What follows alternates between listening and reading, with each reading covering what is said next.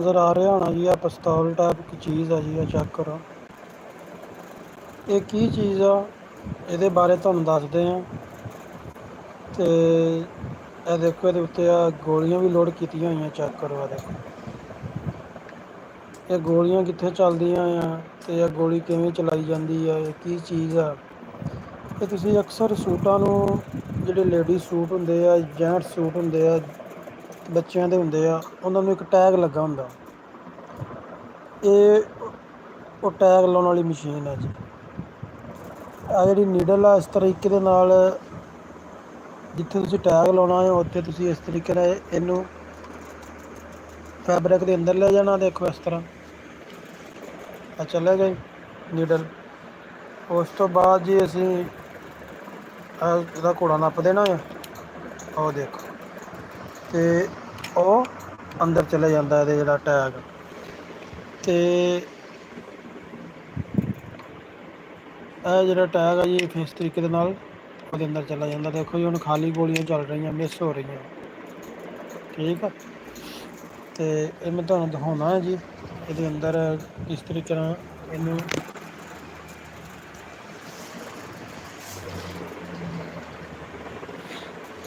ਆ ਜਿਹੜੀਆਂ ਖਾਲੀ ਸੀਗੀਆਂ ਚੱਲੀਆਂ ਇਹਨਾਂ ਨੂੰ ਅਸੀਂ ਜ਼ਾਇਆ ਕਰ ਦਿੰਦੇ ਹਾਂ।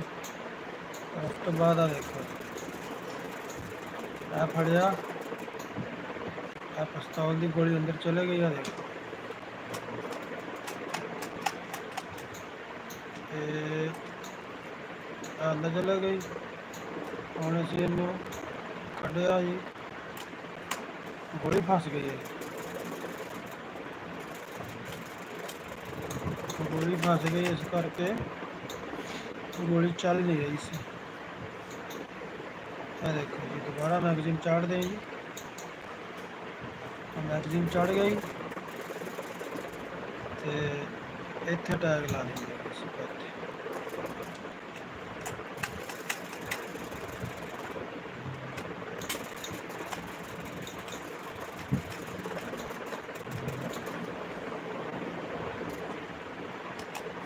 ਕੰਮ ਨਹੀਂ ਕਰ ਰਹੀ ਨਜ਼ਰ ਲੱਗ ਗਈ ਲੱਗਦਾ ਤੁਹਾਡੀ ਕਿਸੇ ਦੀ।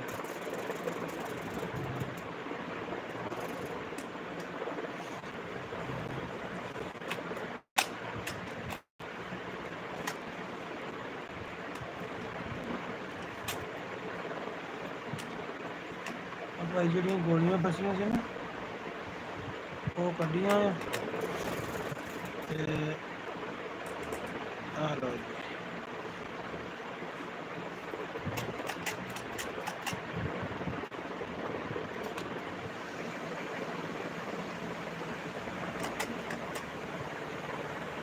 ਗੋਲੀ ਨਹੀਂ ਚੱਲ ਰਹੀ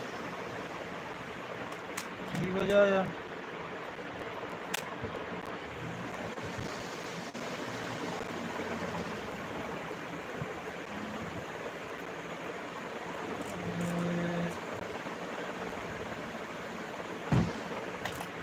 ਹਾਂਜੀ ਹੁਣ ਚੱਲੇ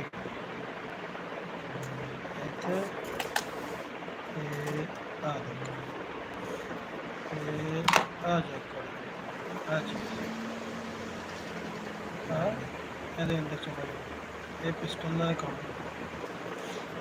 ਅਕਸਰ ਤੁਸੀਂ ਸੋਚਦੇ ਹੋਵੋਗੇ ਯਾਰ ਆ ਕਿਸ ਤਰੀਕੇ ਦੇ ਨਾਲ ਵਿੱਚ ਉਹ ਐਡ ਕਰਦੇ ਆ ਸੂਟ ਦੇ ਵਿੱਚ ਦੇਖੋ ਤੇ ਇਹਨੂੰ ਐਡ ਨਾ ਇਸ ਪਿਸਤੌਲ ਦੇ ਨਾਲ ਕੀਤਾ ਜਾਂਦਾ।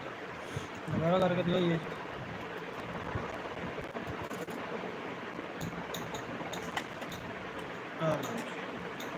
ਠੀਕ ਹੋ ਗਿਆ। ਚੈਨਲ ਨੂੰ ਸਬਸਕ੍ਰਾਈਬ ਲਾਜ਼ਮੀ ਕਰਿਓ।